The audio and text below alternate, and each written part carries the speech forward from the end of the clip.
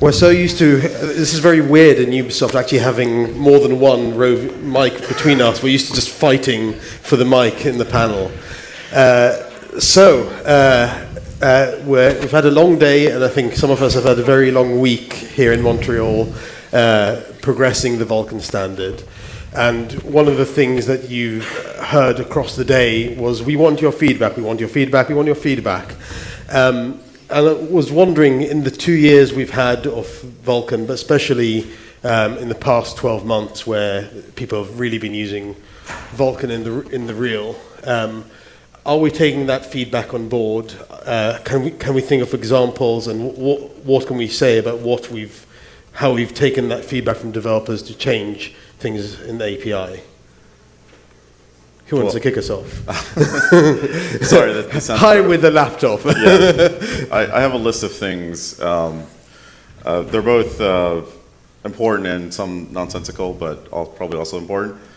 And I do apologize that some of these things are under discussion in Karnos, so I can't go into very specific details, but we would like to give you an idea of the things that the ISVs have provided feedback on, and also community people have provided feedback on that we're actively thinking about and arguing, borderline bloodbath. So the few things that have come into Vulkan as by way of ISV feedback and community feedback is obviously my presentation, descriptor indexing, and legalization in HLSL to make sure that people coming from DX, that their shaders work, and the thing that was popular for a while, that was a hot topic discussion, was the shader model 6 wave ops. That's in Vulkan 1.1. There were the ability to transition depth and stencil separately.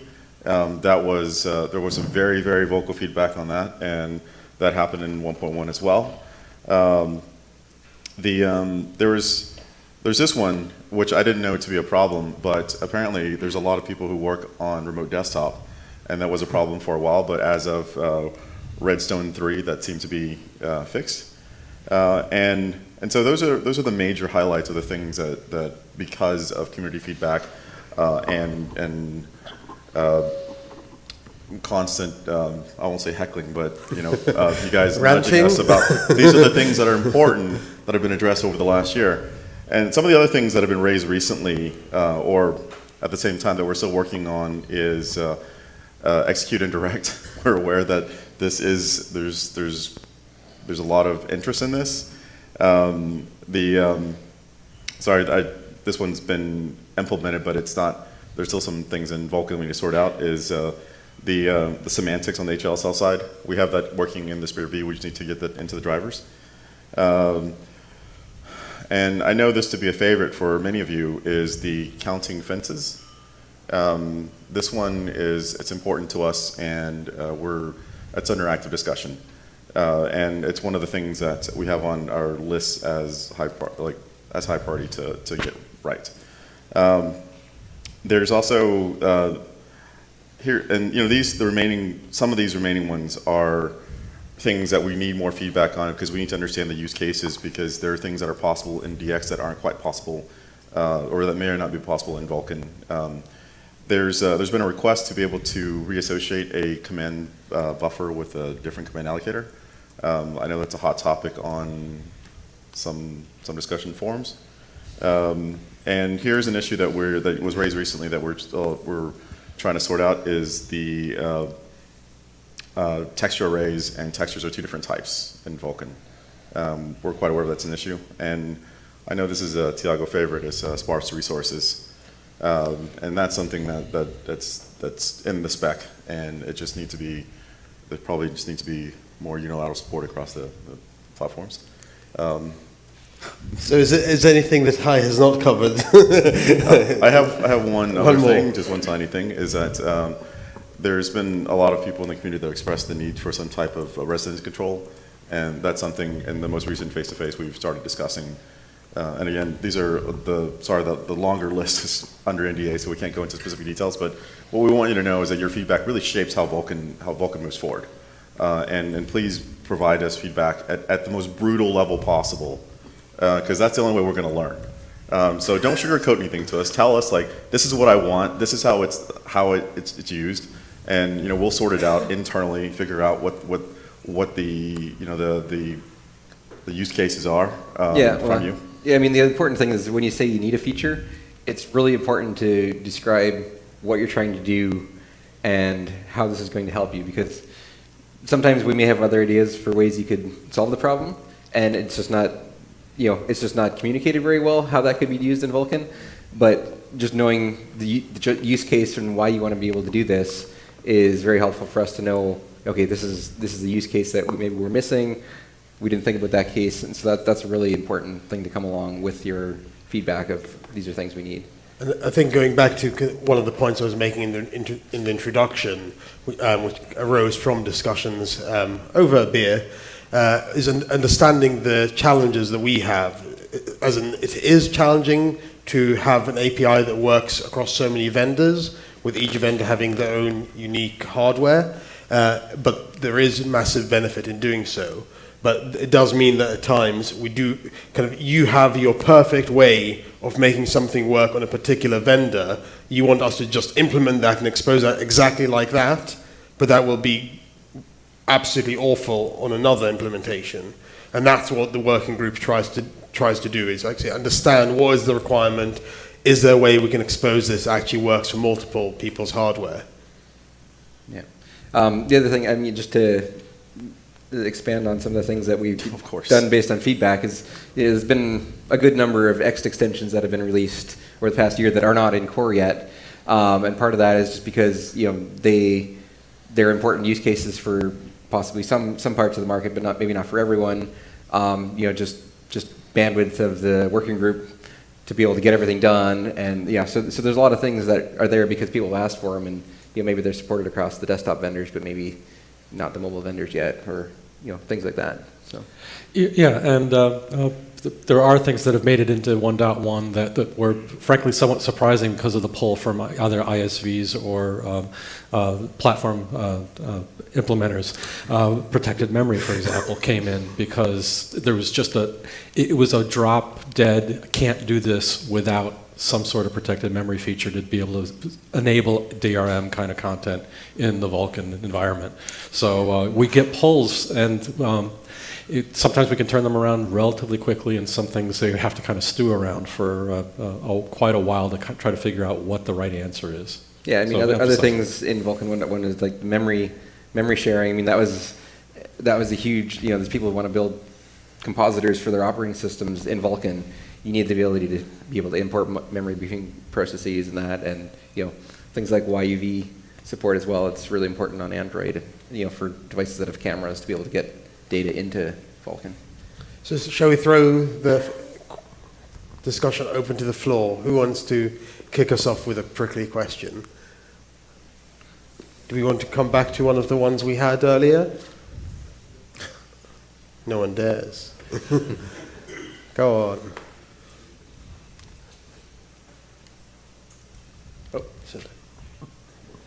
Okay, I'll bite. Okay, so this is maybe kind of a broad question, but I think a lot of the people here are from, places like Ubisoft, large developers that have large teams potentially. And I'm kind of here as a small independent developer, and I'm possibly my only engine programmer.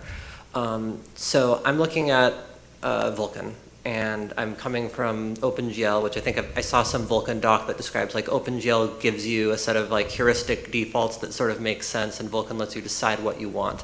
And these are both great, these are kind of just both extremes. What it seems like from my perspective, like if general programmers are going to be able to actually do anything with Vulkan, it seems like something you need is, it gives you some kind of a sensible default, and then you tell it what you want different. Because if I look at what I want with Vulkan, if I want to use Vulkan, it's because I want to do something very specific, but it's maybe not my entire stack. Maybe I just want to do something weird in one case, but I can't use Vulkan for just one thing.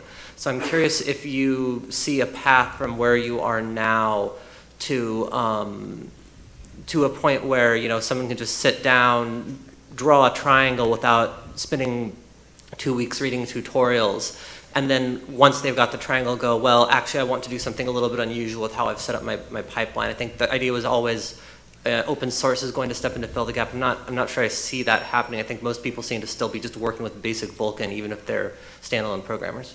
Yeah. So a little bit more than a year ago, I was in your exact same position, asking pretty much the exact same question, and it took, to be quite honest, it took a little bit of prodding to get for people to recognize this. But it has come up as an issue in our 2 most recent face-to-face meetings, and the spec now actually has a lot of this I won't say a lot, but it actually has a good bit of this information in there. It gives you some recommendations on, here's what you would expect to do with the default, and here's what there may be great undefined behavior. It's not to say that we couldn't do better at that, and I think this topic has come up, and the hard part of this is that there is a divide between certain platforms, or to be forward, desktop and mobile, that makes this hard, but it's not impossible. But it's something that I mean, I don't know if you guys agree, but we could definitely use some effort behind. Yeah, I mean, I think one of the things is I hope that there will be, sort of the whole community will develop tools, but I know that's just kind of wishful thinking. But it's also a hard problem because, what's right for one developer might not be the right level for another developer, so it's really hard to figure out what the balance there is, and yeah. Yeah, and I think it's there was a lot of hope, and it comes back to what the philosophy of Vulkan was and why we said we're going down this explicit path of Vulkan, which was very much, we don't want to have drivers misinterpret what a game engine wants. We want to have that more explicit control of what the GPU is doing. And it's also something that, again, has come up in conversation, that sometimes a vendor exposes something in another API, but doesn't expose it in Vulkan. It's like on the same hardware. And why is that? It's because in Vulkan, they're being very bluntly honest with you. This is what we have. This is what the hardware capability is. But when it comes down to kind of how do we foster the community, it is a challenge, and we kind of had Jordan talk about what AMD have contributed on memory management. I'd like to see more of those. I think an interesting project that's been recently open sourced is the Forge from Confetti, available on GitHub, which is a kind of under-engine renderer that Confetti use for their projects and they keep maintaining. But it's a challenge because obviously each company has their own interest, and that's what we try and, via the ecosystem forum and other means, so, quick question. Were you at GDC by any chance? Yeah. Did you come to the Vulkan session at GDC? I didn't have the $3,000 ticket, if that's what you're asking. Oh, no, it was open to Expo. But regardless, darn. So Dustin Land from id Software at GDC actually gave a really nice talk on his journey as a non-graphics programmer into becoming a graphics, or I guess working with Vulkan on his Doom ports, or Doom and Quake ports. And he has a blog series that actually goes through and shapes, it tells you like how his understanding shaped as he was making his way through this. And I think this blog post has morphed into kind of like a collection of resources of how to get started in Vulkan. And it's a good place. It's a good place to just take a look at and understand that people with the same kinds of struggles with Vulkan have made it through. Yeah, definitely. I'm sorry, I don't have the URL in my head, but if you just Google Dustin Land id Vulkan, it'll definitely show up.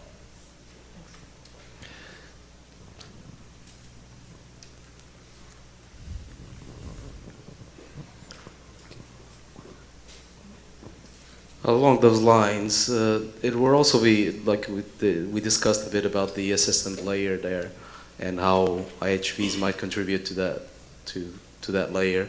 Would it be possible to make that a bit more formal, where we know IHVs want to push us in a certain direction? We know the API exposes certain things, but a lot of it is hidden, and we will have to make decisions in terms of engine design of which path are we going to take that will be fairly performant on most IHVs. Would it be possible to have a bit more central place where IHV would say, okay, without revealing any super specific secrets from our hardware, you should at least try to do these things besides just the limits. Limits of the hardware are like, can mean a lot of things. So it would be nice to have a bit more formal guidance on that. And Mark, feel free to jump in as well. But I mean, from myself and Samsung, given we know how much developers love targeting 2 chipsets on the same device each time, trying to get the guidance from each GPU vendor and transcode it into a single, this is what you should do to get good performance on both, and at times you want to do different things, is a challenging factor. But do you think that's something we could do better at?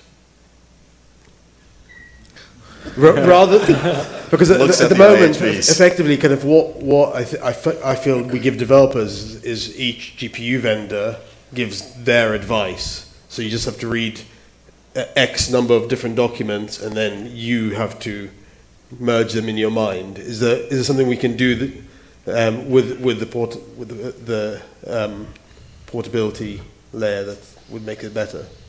Can we compel? There's probably some we can do, but there's probably also some things that aren't going to be easy to do with that.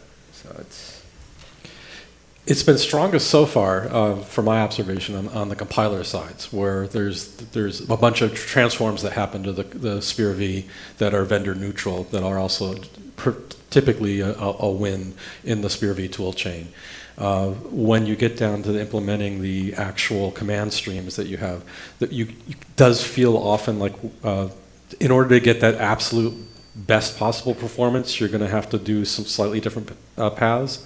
But I think what we're trying to struggle with in our kind of standards groups is to say what gets you 95% of the way there and leave the last couple of percent off. That's not the lowest common denominator, it's a pretty high denominator. And I think Vulkan gives you a good chance of getting there. We're still early on in this whole process with Vulkan and getting people experience using it and us experience seeing real use of it. So we were talking earlier today about the 1992 and OpenGL. So part of me keeps looking back and saying how far we came in the short amount of time from Vulkan to today. We have a much healthier ecosystem of tool sets out there that you can actually go off and grab, and like the Vulkan memory managers. So all of that's positive, and yet we still need to do a better job of trying to get everybody up to a pretty high level. Yeah, I think part of it is just that as IHVs, we're also still coming to grasp with, we're pretty new to Vulkan as well because it's only been out there for 2 years, right? So we're still trying to figure out the best way for workloads to work on that as well. So it's kind of a learning experience for all of us. Did you have a specific, or I guess a few specific cases of what would be helpful? Because there's things that are going to be easier to do as far as general or even specific guidance than other things. I mean, the bunch of limits that you have, the number of bindings, things like that, where it feels like we're hitting them, and then sometimes the reply is, oh, but because we just put that number not because of a specific reason, but it seemed reasonable. And I mean, it takes time for that number to change. It would be nice to know what things are a bit arbitrary, and things that have some reasoning behind it. That, again, I'm not saying reveal any specific details, but if we want to do like an assistant layer that's useful, that's going to have to be concrete information there. Mm-hmm. It can be just like really high level stuff. That's not going to be especially helpful, I would think. So that would also, I assume that you would want that in some type of like warning should you land on a platform that you're either reaching or this limit is not the same as what you were expecting. Yeah, if you're talking about the assistant layer, I assume that's the format that's gonna happen. But it's like, will I only be able to see that information if I run it on my environment, or could that information be available as Oh, as a formal thing that the IHVs contribute to and say, As a document. yeah, guidance, it's just like yeah. some other format that instead of hitting those as issues. opposed to being buried somewhere in Yeah. some many layers of code that you're never going to go find Yeah. and look, right? Yeah. I think it'd be a fun discussion trying to create that document. But It's it sounds like something that may be applicable for the ecosystem forum. yeah, and the assistant layer is the ecosystem forum is the place where there's been active discussion on it. Because I know that ARM have been working on something similar and LunaG contributing to it. So merging those ideas, but on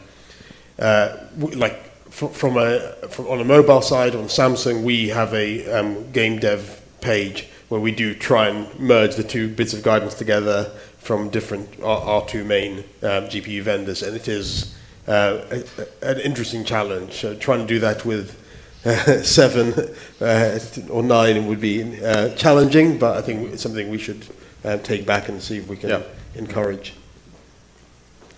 Thanks.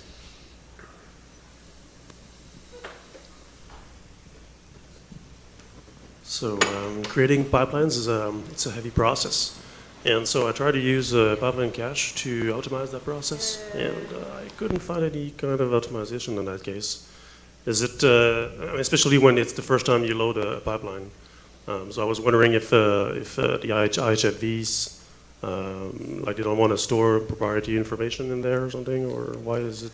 Well, the first time you create a pipeline, it's going to be, that's basically when we have to go through and compile all the shaders and all that information, right? So the preferred way is, so it's going to be like your first run. Ideally, you're going to use the pipeline cache. So once you've started compiling shaders, if you keep using the same pipeline cache as you build more, if there's similar shaders, you might get some, if you have the same shader attached to different pipelines, you might get some reuse there. But the biggest benefit comes from when you save that off at the end, after you've loaded a level or whatever.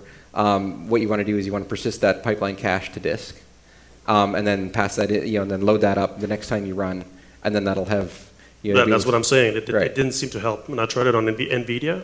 And so once it's the first time you load a pipeline from the pipeline cache from disk, there were no difference in times between the pipeline that was loaded from the cache and the pipeline that was created directly. Yeah, It should work. So if that's our experience on the mobile space as well. The first time that you create the pipelines are very, very heavyweight, but then coming back and hitting the cache gave enormous wins, even with relatively small caches. For one thing that you might have been facing is the cache being too small for the number of pipeline variations that you were having, so you actually weren't storing some of your stuff in the cache. But we've seen very dramatic differences in performances. The best performance gains I got was through pipeline hierarchies. Okay. That was helping a lot. When the distributor states were changing, that was helping a lot. But the cache, I couldn't find anything. Okay. So what is, out of curiosity, what does this affect for you? Is it startup time or is it hitching when you're running, or both? Well, right now unfortunately we create pipelines as we need them. So during a frame we can create pipelines. But it was mainly when during load time so I try to lower the amount of time spent creating pipelines. So That's what pretty much worked the for you was use case. pipeline derivatives, or Sorry, what? did you say pipeline derivatives work for you, or? Yes, those worked, Okay. but the So- pipeline cache did not. Yeah, so that's a good example of something that works, that gives you benefit on some hardware, not others. And a colleague of mine, Ine Kim, gave a talk on this at GDC with examples on 2 vendors where we do see very significant benefits with pipeline cache use. But it'd be interesting to follow up on this to make sure we understand why. But is it possible that IHVs just don't want to store proprietary information in there on disk? That is like it's like No. I mean, we certainly make advantage of the pipeline cache. Yeah. Okay. I mean, so for NVIDIA, we also have there's also the driver has a disk cache, a shader cache as well. It does. So it's possible if you didn't see any benefits because it was hitting that, but if it was slow all the time, that would be unexpected. And I encourage you to send an email to Vulkan support at NVIDIA.com so we can help you figure that out. So thanks. Thank you.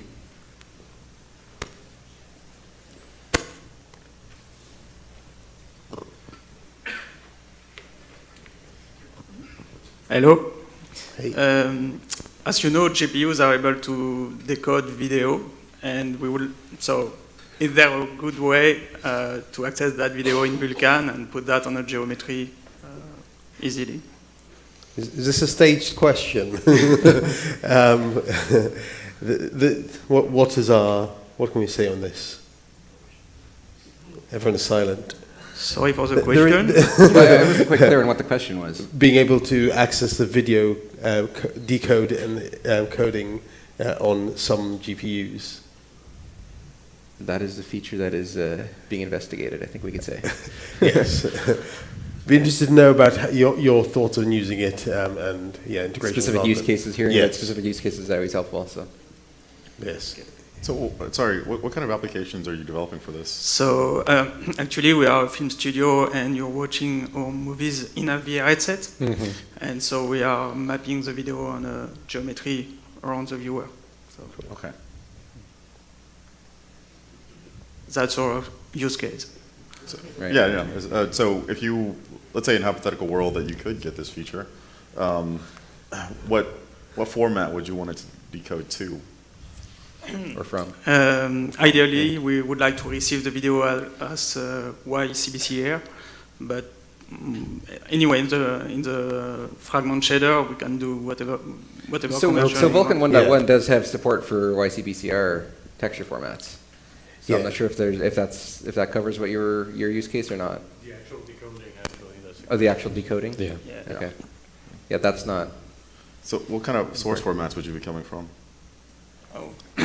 We have MP4 in H265 encoded videos, and we are using the GPU to decode them and retrieve as a texture the frame, and then we use it.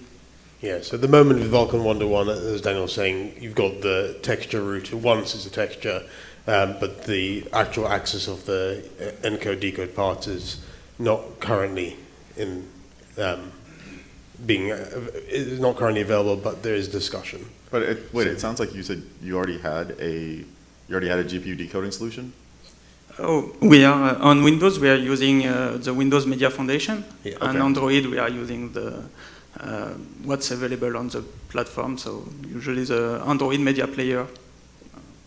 So if, again, in a hypothetical situation, if you could decode on, say, like the WMF stuff, but you're decoding to a DX12 or DX11 surface, would an interop extension work for you? Where you can interop That's the frames? currently what we are doing because we are ongoing using OpenGL. Right. But since we want to have better performances and we want to have something which is better integrated at all the level of the decoding pipeline, I was wondering if you were working on that and what you were thinking about these kind of features. We can either confirm nor deny, but it would be a cool thing to have. Yeah, let's continue this at the happy hour. But I think you as said, that was felt like a very staged question for some people. Next question, moving swiftly on. Don't let that scare you off.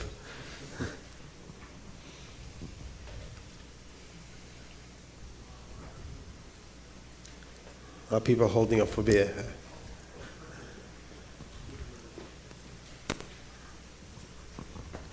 So it was mentioned that DXC for HLSL is going to be the path moving forward in terms of how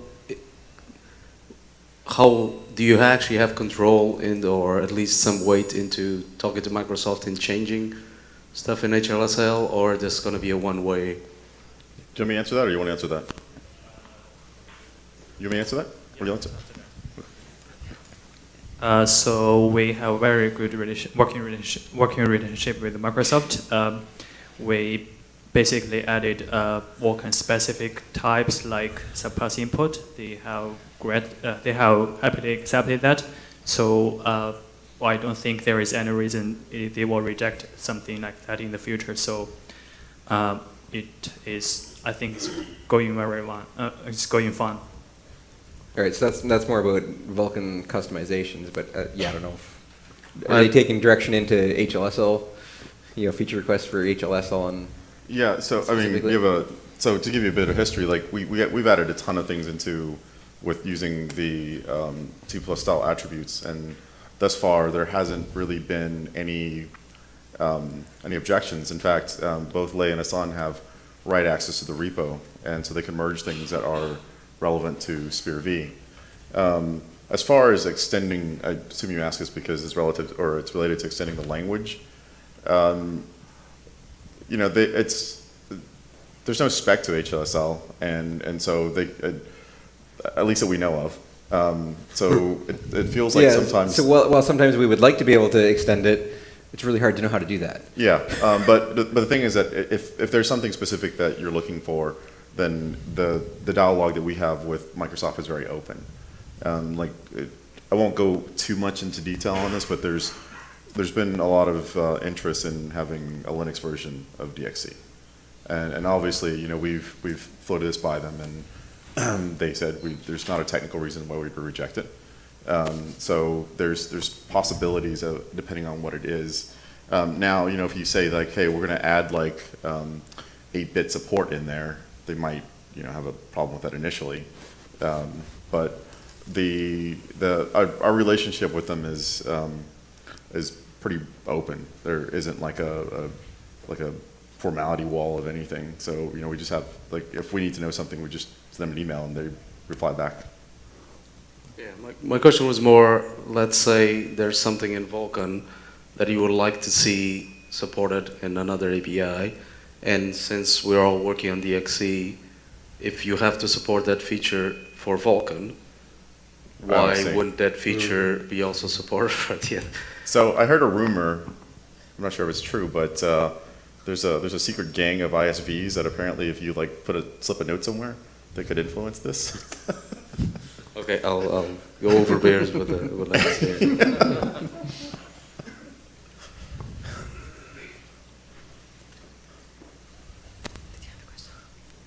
Cool. Anidi?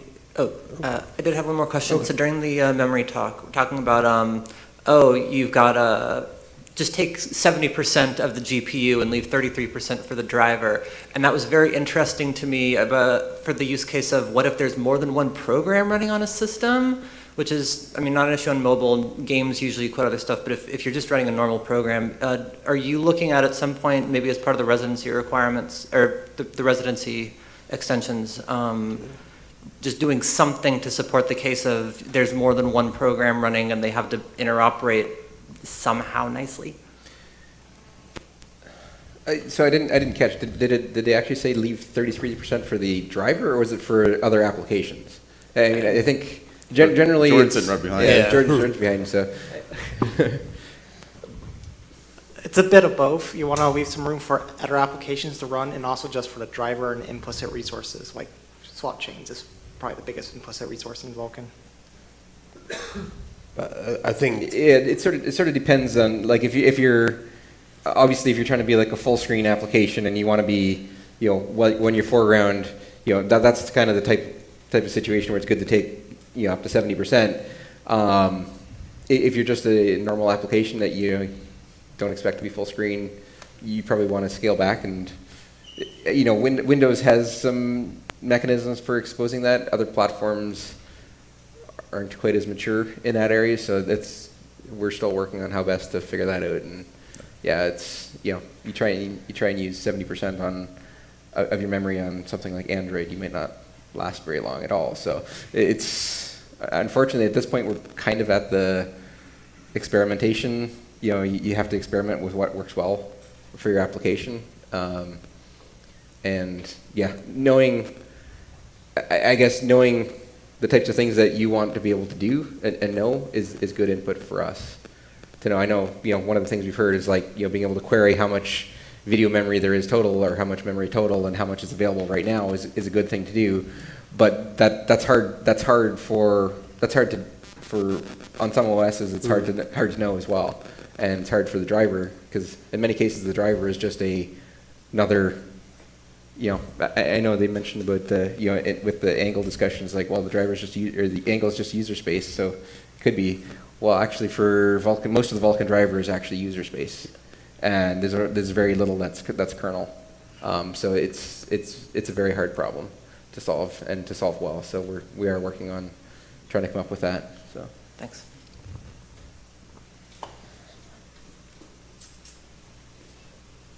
Okay, any last question? I see, so I know the beer is here, so one last question to finish us off. Hey, you're probably not going to answer that, but is there any plan to support more consoles on Vulkan? I think you have to ask your console vendor. So, I think, kind of going back to the beginning, Vulkan's an open API. Any platform is very welcome to adopt it, but it's obviously up to the platform and their commercial interests and how much developers pressure them or don't pressure them to adopt it. That makes a decision. But yeah. If you're interested in seeing it, make sure your console owner, the platform owner for that console or whatever platform it is, gets lots of requests. That's the only way. Most of us don't really have direct influence on that either. So.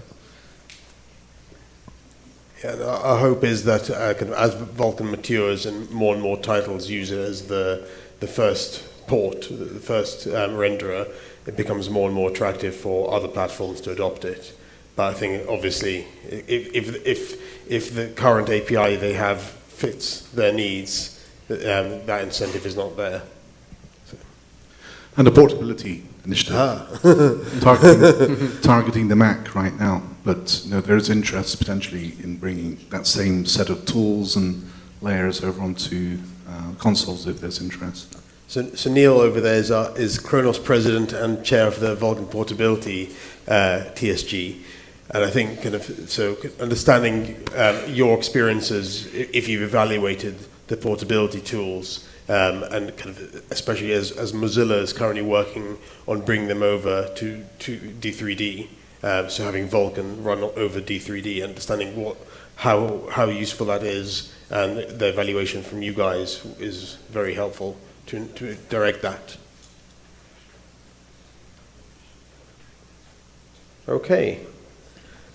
Right, so I think let's wrap it up at that point, and we're just going to have one slide to close us off. And then there's beer. So you guys just stay there for a second.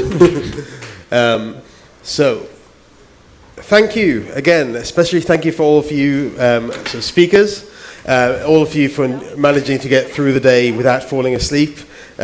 We now have beers outside and inside very soon for another hour of discussion. Reminder, all the videos and slides will be up on the website very soon. Please do fill out the survey, as in we really do value your input. We want to know, what did you think went well today? What could we do better? What areas do you think we need to address and have more tutorials and events on? And I've got Chantel looking at me. Just to let you know that actually all the setup is outside for you guys. There's food, there's drinks, but nothing will be inside. Thank you very much. And thank you again for Ubisoft for having us today and for all of you today. Thank you.